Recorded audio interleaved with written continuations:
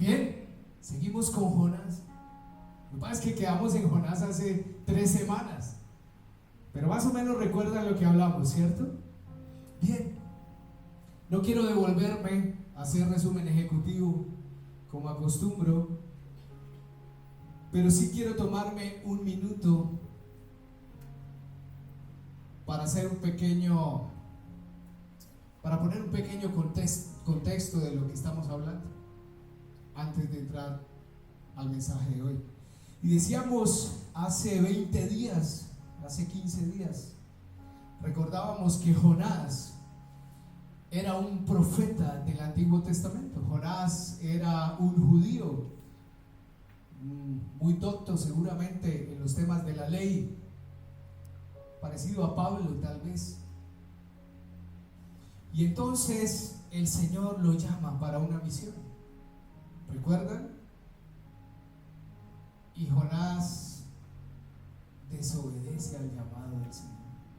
Sale corriendo y se va por allá a Jope y compra un tiquete en un barco y se va y huye. Y entonces cuando están en alta mar, el Señor envía un viento fuerte y vienen las tormentas, ¿se acuerdan? Y los marineros no sabían qué estaba pasando, y entonces ese barco de lado a lado, y ellos decían, pero ¿qué es lo que pasa? Nos vamos a hundir. Y la tormenta arreciaba, y entonces Jonás dice que estaba por allá acostado durmiendo. Entonces el capitán del barco le dijo, ven, ¿qué es lo que está pasando? Porque parece que esto nos está sucediendo por culpa tuya. Entonces Jonás se levanta y ve a los marineros botando las cosas, la carga por la borda para tratar de que el barco no naufragara. Entonces finalmente estos marineros se dan cuenta que estaban pasando por esta situación por culpa de Jonás, porque Jonás había desobedecido. Y entonces el Señor estaba ahí moviéndolos, agitando las aguas para que él reaccionara y asumiera su responsabilidad. Finalmente los marineros dicen, mira, Señor, perdónanos, pero si el culpable es Jonás, vamos a tener que botarlo al agua, pero no nos vamos a hundir con él. Y eso hace. Entonces botan a Jonás del barco y automáticamente la tempestad menguó. Y ustedes se imaginan a Jonás allá en ese mar tratando de sobrevivir, tratando de nadar. Pues ahí es donde llega nuestra historia de hoy. El Señor había provisto un gran pez que se tragara a Jonás. Y ahí continuamos. Y lo que les acabo de leer es la oración desesperada de un arrepentido.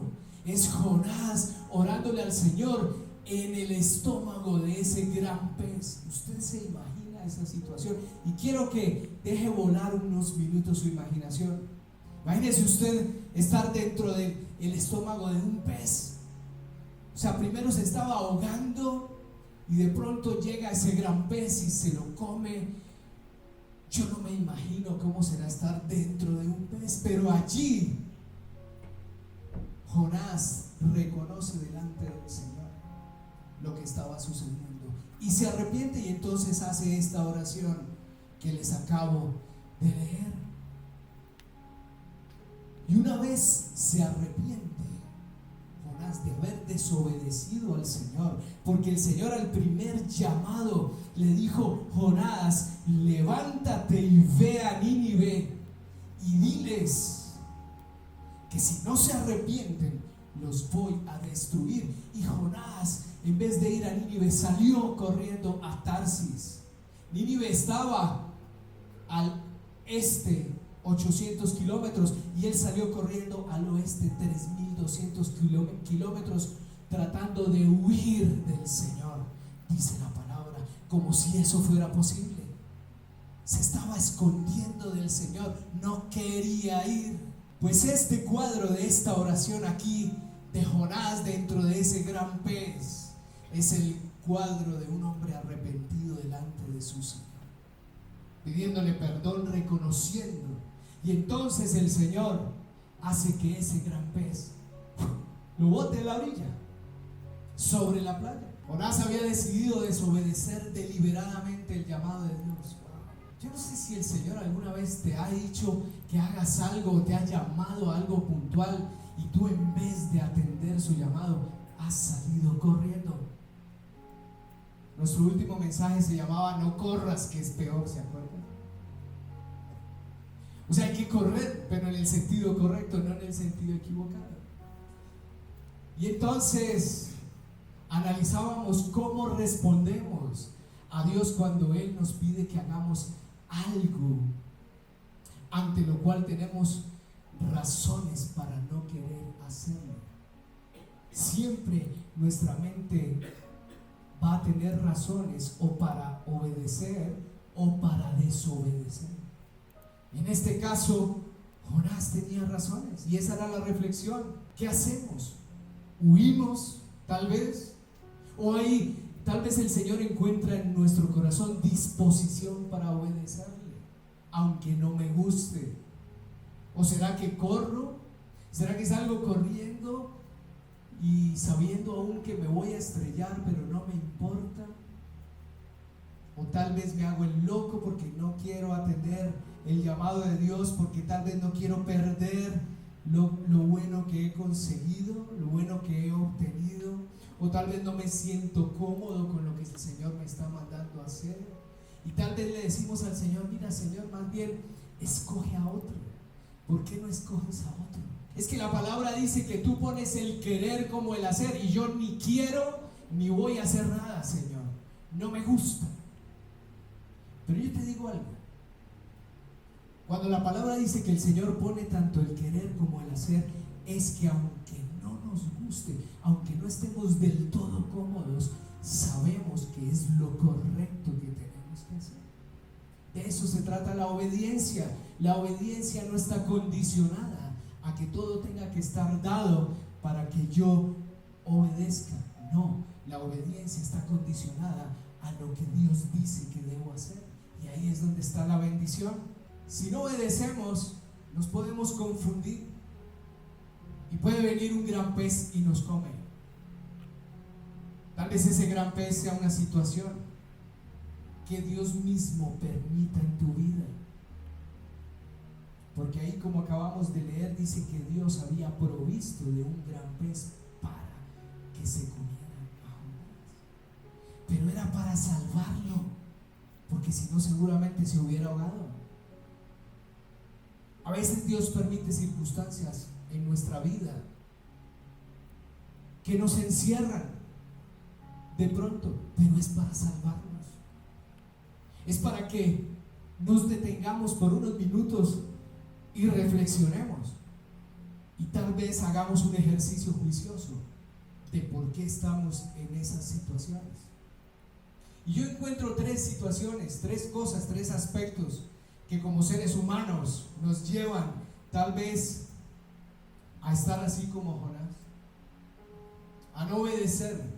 Y lo primero son los prejuicios. Jonás tenía un gran prejuicio hacia los ninivitas, ¿recuerdan? Era un pueblo cruel, eran los enemigos de Israel. Jonás era judío. Tal vez Jonás no entendía. Él ya, si tú lees la historia, Jonás era muy inteligente. Jonás no solo conocía teológicamente acerca de Dios, Jonás conocía a Dios, porque era un profeta, y los profetas escuchaban la voz de Dios, tenían relación con Dios cara a cara. Jonás sabía que si Dios lo estaba mandando, seguramente era porque si se arrepentían, Él iba a tener misericordia de sus enemigos, y a Él no le gustó eso. Y yo te pregunto, si tal vez el Señor te dijera: ve y dile a ese enemigo tuyo que se arrepienta porque hay misericordia del Señor para él, ¿tú qué harías? Tal vez saldrías corriendo para el otro lado. No es fácil, ¿cierto? Es que no es fácil entender la misericordia de Dios a menos que sea con nosotros. Pero ese es el punto. Los prejuicios me pueden llevar a menospreciar las cosas buenas que Dios quiere hacer en su compasión y en su misericordia. ¿Con quién? Con quien no lo merece. Por eso se llama misericordia. Por eso se llama compasión. Yo no lo merecía y Él la tuvo conmigo. Lo que pasa es que se nos olvida. Los prejuicios son juicios que hacemos de manera anticipada sobre algo, sobre alguien. Es un juicio. Yo escucho con frecuencia cuando como seres humanos levantamos juicios frente a algo o frente a alguien. Es que alguien me dijo, es que a mí me pareció esto, es que yo lo estuve viendo y yo creo que, es que no me parece porque. Y tal vez no estoy teniendo un buen juicio, un sano juicio. Tal vez lo que estoy teniendo es un prejuicio. Hablamos sin conocer, hablamos sin orar antes, hablamos sin saber, nos apresuramos, se llama un prejuicio. Y entonces podemos terminar desaprobando lo que Dios aprueba. Los prejuicios nos ponen en un punto ciego donde no podemos ver la voluntad de Dios.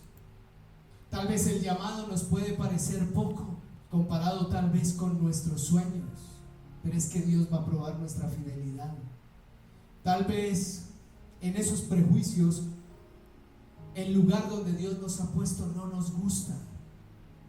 Tal vez sea la ciudad, tal vez la empresa donde trabajamos, tal vez la iglesia, tal vez aún nuestra misma familia. Familias en conflicto. Tal vez las personas que nos rodean son difíciles y quisiéramos más bien como estar con otro grupo de personas. Pues déjame decirte, a Jonás tampoco le gustaban estas personas. A Jonás no le gustaban los ninivitas y el Señor lo estaba enviando. Jonás se resistía. Prejuicios. Lo siguiente que encuentro es el orgullo. Como ya les mencioné, Jonás era judío, seguramente sabía y conocía la Torá al derecho y al revés, igual que Pablo. Eran hombres inteligentes, preparados, maestros, llamados, y ambos tuvieron un encuentro personal con Jesús, con Dios. ¿Por qué? Porque eran demasiado orgullosos y su orgullo no los dejaba descubrir o ver realmente a Dios como era. Eso es lo que pasa con el orgullo. Yo a veces le pregunto a las personas, ¿tú crees que sufres de orgullo? Y me dicen, no, realmente no. Pues eso es orgullo, porque es que el orgullo no te deja ver tu orgullo. Eso es orgullo. El creerme humilde o que no soy orgulloso, que el orgullo no está en mí, eso es orgullo. Todos somos orgullosos y tenemos que lidiar con el orgullo. Entonces, ambos tuvieron que tener un encuentro personal con Dios, tanto Jonás como Pablo. A Jonás se lo comió un gran pez y allí él tuvo que encontrarse con el Señor. A Pablo, un resplandor, una gran luz, la luz de Jesús, lo tumbó al piso, camino a Damasco. Ambos coinciden en que tuvieron un encuentro real con el Señor. Y eso es lo que nosotros necesitamos.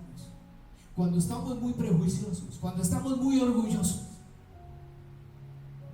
es necesario que tengamos un encuentro con el Señor. Que no se nos olvide quién es Él. Así como Jesús le dijo a Pablo, hey, Pablo, ¿por qué me persigues?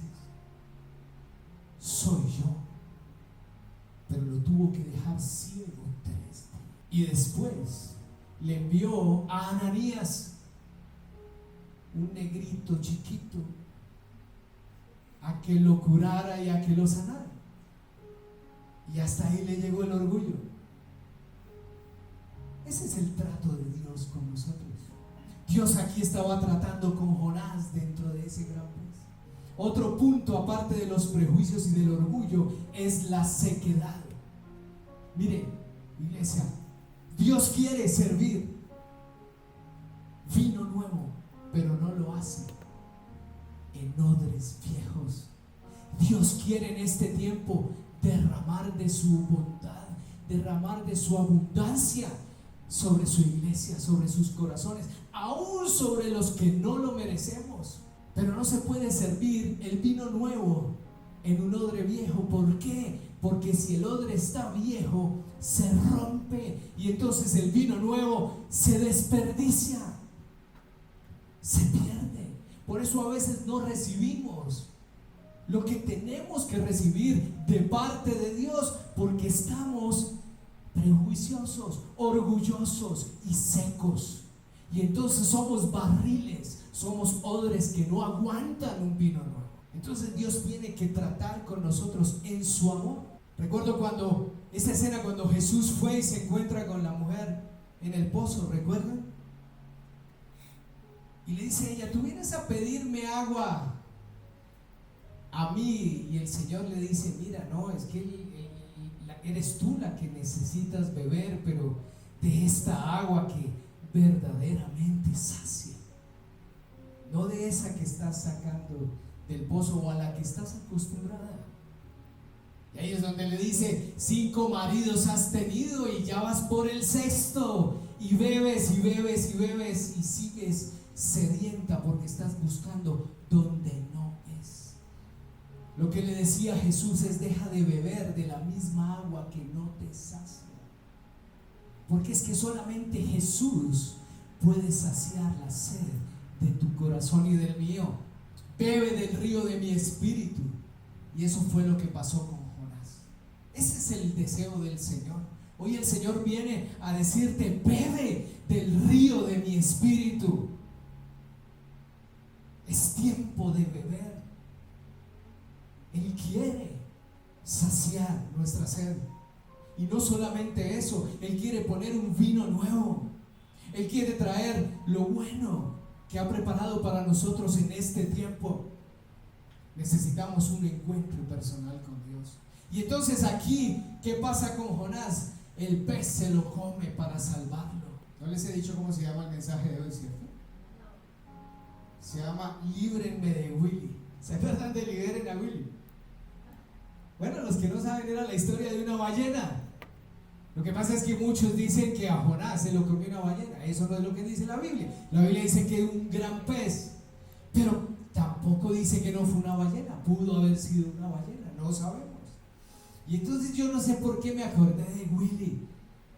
Y esa era la historia de una ballena que estuvo siempre viviendo muy cerca de los humanos durante muchos años, y cuando la llevaron a su hábitat, no aguantó mucho tiempo y murió. Entonces yo me imaginaba la historia como al revés.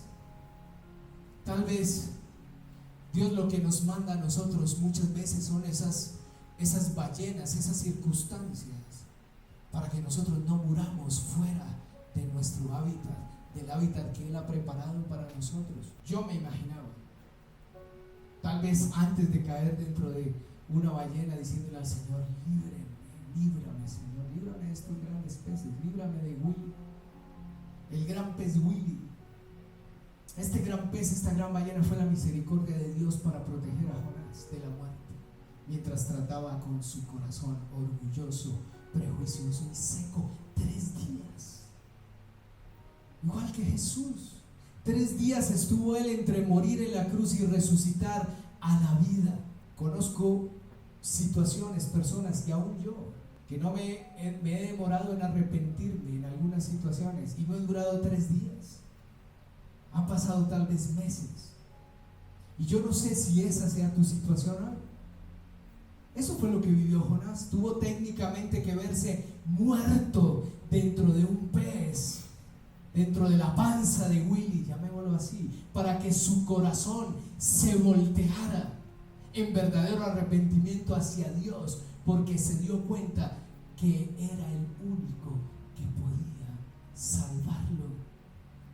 Y quiero decirte algo, mira, aunque tú desobedezcas al Señor, Dios va a usar tu desobediencia para enviarte un pez grande, para que te sientas como Jonás y una vez te sueltes de todo lo que crees tener, de todo lo que crees saber, de todo lo que tú consideras que te pertenece por derecho, entonces te verás perdido y pensarás: líbrenme de Willy, por favor.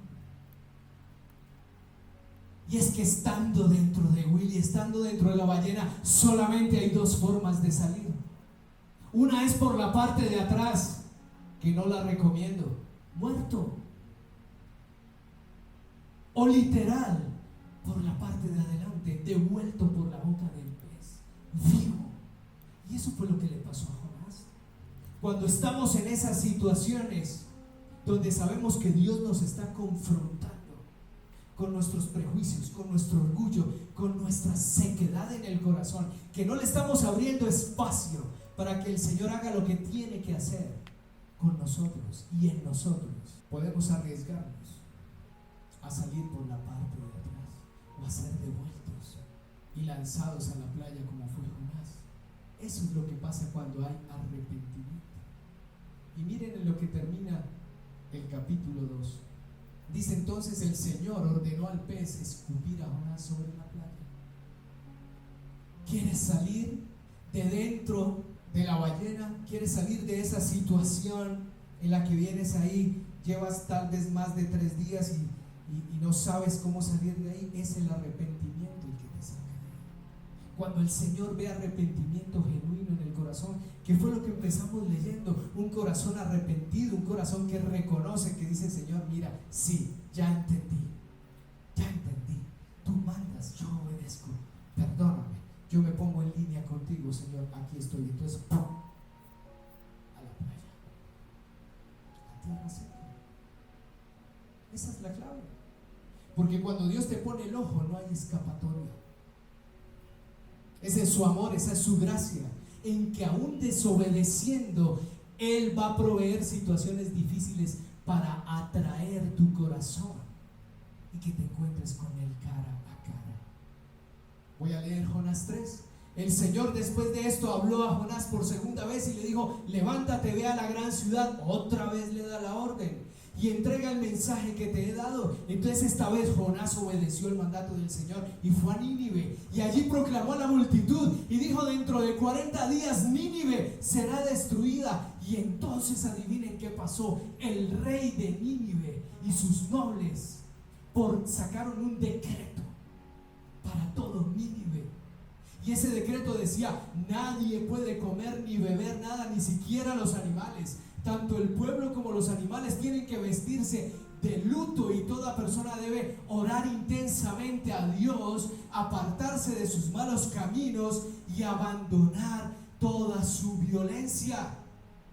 O sea, el rey de Nínive, al escuchar el mensaje de Dios a través de Jonás, después de haberlo escupido en la playa, ordena un decreto donde puso a orar a todo Nínive, a ayunar hasta los animales. No podían ni siquiera comer, y arrepentirse del pecado. Y dice: puede ser que todavía Dios cambie de parecer, contenga su ira contra nosotros y no nos destruya. Dice el versículo 10 del capítulo 3 de Jonás: cuando Dios vio lo que habían hecho y cómo habían abandonado sus malos caminos, cambió de parecer y no llevó a cabo la destrucción con que los había amenazado. Se cumplió el propósito de Dios. Sobre toda una ciudad vino arrepentimiento y voltearon a mirar al Señor. Un pueblo que no lo merecía, un pueblo que era cruel con el pueblo de Dios, un pueblo al cual Jonás no quería, con el cual Jonás no quería que Dios tuviera misericordia. Hay una interpretación del gran pez, porque dice que en Nínive se adoraba a un dios falso, que tenía forma de pez, era como mitad hombre, mitad pez, como un sireno, una cosa así. Están de moda, ¿no? Los sirenos. Como un sireno. Y entonces, que era para que cuando todos vieran que ese sireno, ese gran sireno gigante, escupía a Jonás en la playa, entonces todos iban a pensar que ese era, que era el Dios de ellos, que tal vez les estaba enviando un mensaje. Yo realmente no veo eso ahí. Yo veo más bien que Dios halló algo en el corazón de Jonás que merecía ser rescatado y lo usó para sus propósitos.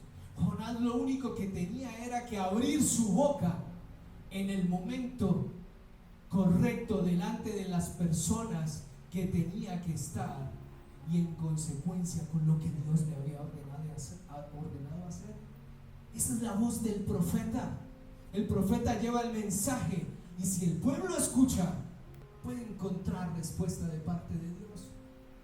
Estamos en un tiempo, iglesia, donde tenemos que volver a levantar la voz, los profetas, voz profética, voz que le anuncia a los pueblos que tal vez en nuestra opinión no merecen un trato de misericordia con Dios, pero que le anuncian las buenas nuevas del Evangelio de Cristo, porque es que de tal manera Dios amó al mundo que dio a su único Hijo, para que todo aquel que en Él crea no se pierda, sino que tenga la vida eterna. ¿Quién? Todo aquel que en Él crea. Ese es el amor de Dios, esa es la misericordia de Dios. No es solo para unos pocos, aunque la historia pudo ser diferente si Jonás hubiera decidido otra cosa.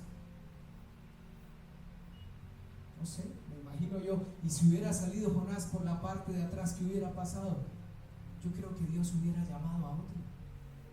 Porque cuando Dios te llama y tú rechazas el llamado del Señor, sus propósitos igual van a prevalecer. Y si tú le dices al Señor no, puede ser que Él te dé otra oportunidad, pero puede ser que diga, bueno, si no lo quieres, entonces voy a llamar a otro. Pero se tiene que cumplir su palabra. Y somos nosotros los que tenemos que estar en línea con Él. Quiero mostrarles unas fotos que traje. Ustedes saben que estuvimos en un congreso la semana pasada y fue realmente una bendición. No estábamos en la playa, porque por si a alguien se le ocurre pensar que estábamos de vacaciones. Esta es una foto del congreso donde estuvimos. Quiero contarles que estuvimos en el Congreso Mundial de Avivamiento, que se llamaba Que Vuelva el Rúa. El Rúa es el Espíritu de Dios. El Rúa es el viento recio de Dios, el poder del Espíritu Santo. Que vuelva el Rúa. Fue un congreso realmente muy interesante. Y fuimos allá con mi esposa, como cantábamos al comienzo, a beber, pero a beber de los ríos de su Espíritu. Por eso el mensaje hoy es esa, iglesia. Queremos compartir y traer de lo que recibimos también, porque no es solo para nosotros, es para todos. Es para todos. Y fue tan espectacular. Esta semana le dije a alguien, mira, qué pena, no pude asistir a tu invitación porque estaba en un congreso. Y me dice, uy, pastor, pero usted. Y dije, no, es que no es un congreso como tú te lo imaginas, ¿no? Lejos, a veces pensamos, wow, un congreso, gente pupi allá, ¿no? Todos gomelos. No, miren, lo que yo vi fue impresionante. Pastores, habíamos más de 400 pastores, todos con sed del Espíritu Santo, anhelando servirle al Señor. Tal vez muchos como Jonás, poniéndose a cuentas con el Señor, diciéndole, Señor, me arrepiento, pero yo quiero servirte. Sácame de esta situación, úngeme con tu Espíritu porque yo quiero hacer tu obra. Eso fue lo que pasó allá. Tal vez 10,000 o 15,000 personas, aparte de los 400 pastores de todo el mundo, de Latinoamérica, Chile, Perú, Ecuador, Brasil, los más juiciosos, Centroamérica, Canadá, África, República del Congo. Pastores, los pastores que ministraron, todos en la misma unidad en espíritu, profetizando palabras sobre Colombia, avivamiento en Colombia, porque donde abundó el pecado, sobreabunda la gracia del Señor, y nosotros creemos que la gracia de Dios va a sobreabundar sobre este Nínive, aunque no nos guste. Pastores recibiendo sanidad, unción y esperanza para traer a nuestras iglesias locales. Ahí está mi esposa. Me encanta. Si hay algo que yo amo de mi esposa que está aquí, es su sed por el Señor. Amo verla levantando sus brazos y estando de rodillas delante de Él. Queremos decirles que sobre esto voy a predicar en 8 días. Tan pronto yo entré a este lugar, quiero decirles que crucé la puerta y a los 5 minutos se me estaban escurriendo las lágrimas y no entendía por qué. Claro, después supe, era el toque del Espíritu, la unción del Espíritu que había ahí, porque ese lugar había sido preparado para eso. Hay unción, Dios quiere derramar como nunca su Espíritu, su gloria sobre su iglesia, para que seamos luz. Y quieren sorprenderse de algo los que vinieron hace 8 días, mientras Olguita, que está aquí, estaba dando un mensaje aquí de las lámparas. Estábamos intentando escuchar a Olguita, y cuando yo la escuché ahí, que las 10 vírgenes y que las lámparas encendidas, y allá estaba el pastor predicando sobre lo mismo. Y yo le tomé una foto y le mandé a Olguita la foto. Mira lo que están predicando aquí. Hay unidad en el Espíritu, iglesia. Unidad. Dios está haciendo cosas increíbles. Mire, esta semana nos pasó algo, recibimos una sorpresa. Hay unos amigos hermosos que vinieron a visitarnos. Ellos fueron nuestros pastores durante un trecho del camino. Gracias a ellos, este matrimonio sobrevivió los 2 primeros años. Jorge y Vivi eran nuestros pastores de parejas. De ellos recibimos mucha formación. Formaron nuestro carácter, es decir, nuestra fe, nuestro dominio, nuestra templanza. Nos amaron porque nos corrigieron. Fueron nuestros guías, y qué bendición tenerlos aquí. Gracias, Jorge, y gracias, Vivi. Así como esos pastores que estaban allá sedientos, aquí hay unos pastores también que no han querido, a pesar de las circunstancias, a pesar de las ballenas, de los Willys por los que han tenido que atravesar, no han soltado su mano del arado. Y eso es lo que Dios quiere de nosotros. Gente templada, gente inquebrantable. Esta serie yo la dediqué, ¿se acuerdan a quiénes? A las nuevas generaciones, a la generación X, a la generación Y y a los alfitas. Así como, Manu, tenemos una responsabilidad, iglesia. No podemos soltar la responsabilidad que Dios ha puesto sobre nosotros. Vienen tiempos de gloria, pero tenemos más amigos aquí, más invitados. Ellos nos acompañaron en el congreso. Quiero decirles que don Jorge y su hija son maravillosos. Estuvieron con nosotros, wow, todo el tiempo. Nos sentimos tan amados, tan cuidados. Gracias, gracias. Quiero decirles que don Jorge es un hombre que mi esposa y yo lo amamos. Don Jorge, nosotros lo amamos a usted con todo nuestro corazón. Un hombre sin prejuicios, que se deja usar por el Señor, y gracias a él mi esposa y yo fuimos bendecidos, y gracias a eso ustedes también van a ser bendecidos, porque el Señor ha puesto unción sobre nosotros, y la misma unción la va a poner sobre ustedes. ¿Para qué? Para que podamos hacer cosas aún mayores que las que Jesús hizo. Eso dice su palabra, esa es su promesa, pero es en el poder del Espíritu. Entonces, cuando yo entré a ese lugar, que les digo que me quebranté, lo primero que vi fue un muro inmenso así negro con un versículo que dice: no es con ejército ni con fuerza, sino con mi espíritu, dice Jehová de los ejércitos. Por eso, a partir de hoy, la iglesia a la puerta, in-house, va a anhelar que ese sea el compromiso, iglesia, que anhelemos esa unción renovada del Espíritu Santo, porque no es con ejército ni con fuerza, sino con su espíritu. Yo hablo duro porque me emociono, y el Señor me dijo: si vas a predicar mi palabra, predica bien, predica con denuedo, pero no es por lo duro que yo hable, es por el espíritu que Dios ha puesto en mí, que es el mismo espíritu que Dios ha puesto en ti y quiere poner más.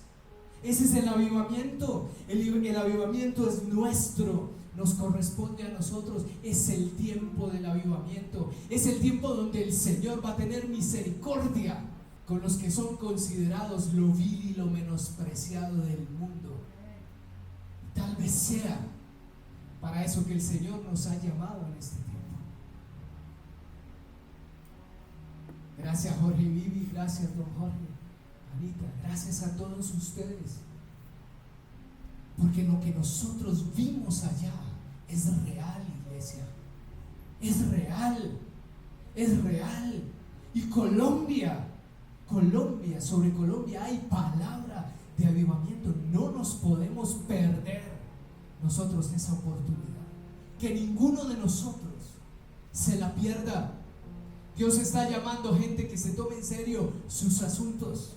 Dios está llamando gente que quiera dejarse usar por Él.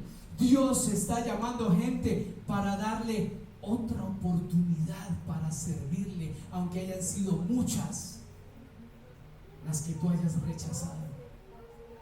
Dios no se cansa.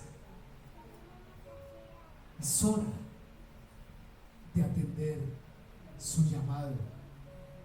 Quiero terminar mi mensaje ahí y te quiero invitar a que, si te tienes que arrepentir como Jonás, tal vez sea el momento de reconocer y que el Señor te saque de entre la barriga de ese gran pez donde has estado durante mucho tiempo, para que cumplas el propósito para lo cual el Señor te ha llamado.